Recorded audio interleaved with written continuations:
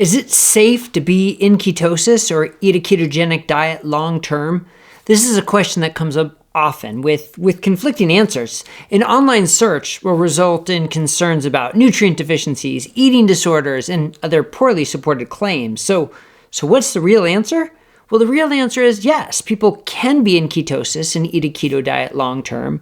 Now, that doesn't mean everyone should, but if someone puts their treatment-resistant mental illness or their type 2 diabetes into remission with ketogenic therapy, then there's no clear evidence that continuing ketogenic therapy long-term is harmful.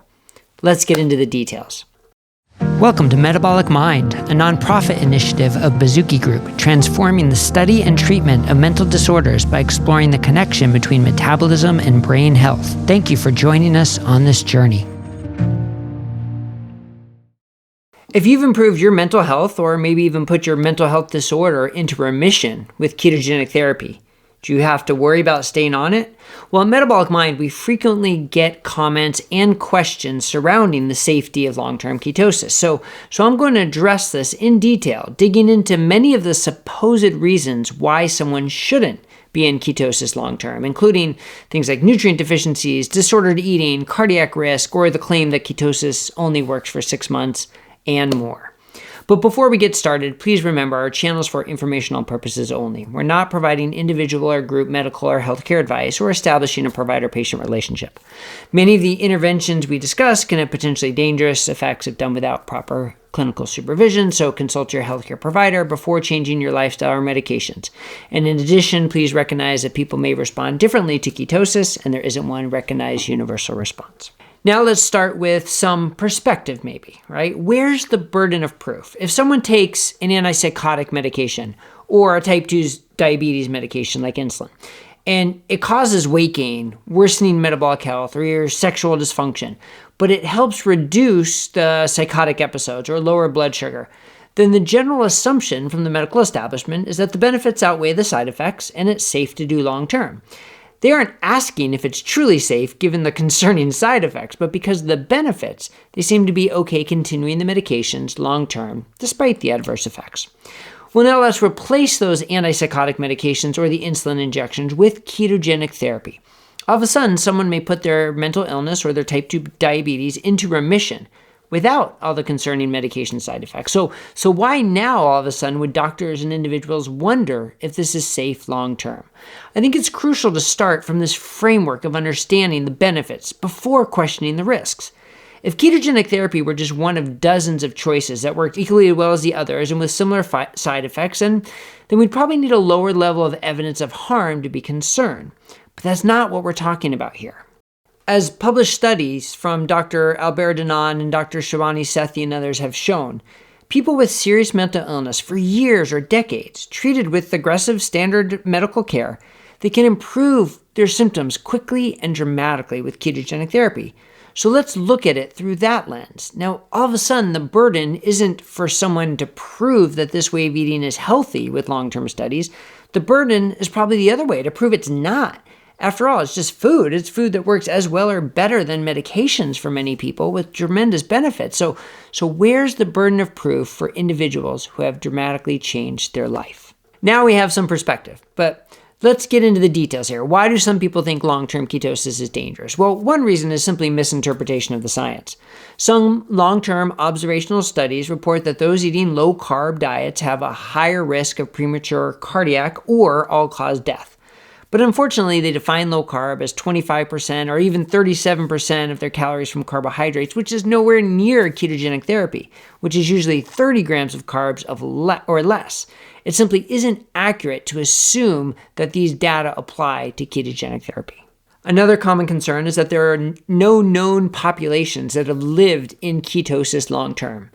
Well, this isn't exactly true. I mean, hunter-gatherer populations have likely been in and out of ketosis long-term, and the Inuit tribes consistently ate a very low-carb, high-fat diet, although there's some speculation their genetics may influence whether or not they were in ketosis. But the point being, populations have been in and out of ketosis long-term. But what about other diets, like vegan diets? Well, there's a quote from the World Health Organization that the evidence on the long-term health impacts of vegetarian and vegan diets remain incomplete. So the same can be said about long-term knowledge of vegan diets, right? And certainly the same can be said about the standard American diet. We know no healthy population has ever followed that diet long-term. So there seems to be a disconnect in the questioning, and it's not significant evidence against the safety of long-term ketosis. And again, we have to ask, where's the burden of proof? I'm going to keep asking that question, okay? Where's the burden of proof? But here's another important topic that comes up frequently, nutrient deficiencies. So to dig into this, I did a search of popular online resources and published articles to come up with sort of the top potential nutrient deficiencies on a ketogenic diet. The first is fiber, which is interesting because there's actually no body requirement for fiber from our diets. There are official recommendations for how much fiber we should eat, but importantly, the data for this is derived from studies comparing versions of high-carb diets. So the data suggests that if someone's eating a high-carb diet, eating more fiber is likely beneficial, which makes sense, especially when you think about the ultra-processed foods that are high-carb, low-fiber, right? We shouldn't be eating those. But the same data don't exist for true low-carb diets. So it's very speculative to say that low-fiber intake is harmful for those in ketosis. And remember, ketogenic diets include above-ground vegetables, avocados, nuts, all of which are good sources of fiber. So a ketogenic diet doesn't even have to be a really low-fiber diet. So that one doesn't really make sense. Another is phytonutrients, which are found in veggies and fruits. And again, there's no body requirement for phytonutrients. So studies point to their antioxidant properties and therefore assume they must be beneficial. But wouldn't the amount of antioxidants you need be predicated by the amount of oxidation in your body? And aren't there other ways to get antioxidants? And the answers are yes and yes. So once again, we see this potential deficiency is not really an issue. Okay, but then there's this list of specific nutrients, which I find amazing that anyone would publish these because basically they're all incorrect. So let's go through them quickly one by one. The first is thiamine, which is found predominantly in fortified whole grains, but it's also in meat and pork and fish, right? All very common on a ketogenic diet. All right, and how about folate? Also found in whole grains, but also in leafy green vegetables, peanuts, seeds, liver, all found on a ketogenic diet. Vitamin A is commonly thought of as being in carrots, but it's also in organ meats, fish, and leafy green vegetables, all on a ketogenic diet. Vitamin E, commonly in seed oils, but also in almonds, peanuts, greens, and bell peppers. Again, all common on a ketogenic diet. Vitamin B6, which again, most Americans get from fortified cereals, is also in liver, tuna, salmon, dark leafy green vegetables. And then I saw calcium listed, which I couldn't believe, as this is common in dairy and sardines, almonds. Okay, enough said about that. And potassium, which is thought to mostly be in veggies, but is also in meat and avocado. So all of these commonly cited nutrient deficiencies are simply wrong. There's no convincing evidence that a well-formulated ketogenic diet is deficient in any of these nutrients. All right, so now let's transition briefly to a big one. And is there an increased risk of heart disease in ketosis? And we have a whole video dedicated to this one. So you can watch that video for more detail. But in short, look, ketogenic diets can be vegan or vegetarian or Mediterranean or omnivore or carnivore or others. So they certainly don't have to contain saturated fat and meat. But even when they do, the majority of the studies demonstrate no significant increase in LDL, and some even show a reduced calculated cardiac risk because of the dramatically improved metabolic health. It is a small minority who see a significant rise in their LDL, and we're grateful for our ongoing research investigating this unique population and their unique physiology. But in short, there is no evidence that being in ketosis long-term is automatically going to raise your LDL and increase your cardiac risk. In fact, there's more evidence to the contrary. And again, if we're citing studies that use 25% of the calories from carbohydrates or 40% of the calories from carbohydrates to suggest increased cardiac risk, that's just simply false. I mean, that's not ketosis. That data does not apply to ketosis, and we should not be combining it.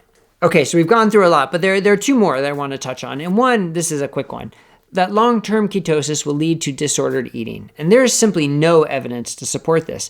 Any data that comes close is low-quality data that suggests really any diet can slightly increase the risk for disordered eating.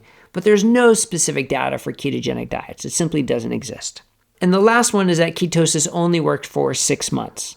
Now, this claim comes from studies looking at weight loss mostly, not ketogenic therapy for brain-based disordered, and certainly not true for type 2 diabetes, where Virta Health has published their 2-year data and they've presented at a conference their 5-year data, both of which demonstrate impressive sustained benefits. So I won't spend too much time on this, but one reason is poor trial design, I guess you could say. So let's take the Diet Fits trial.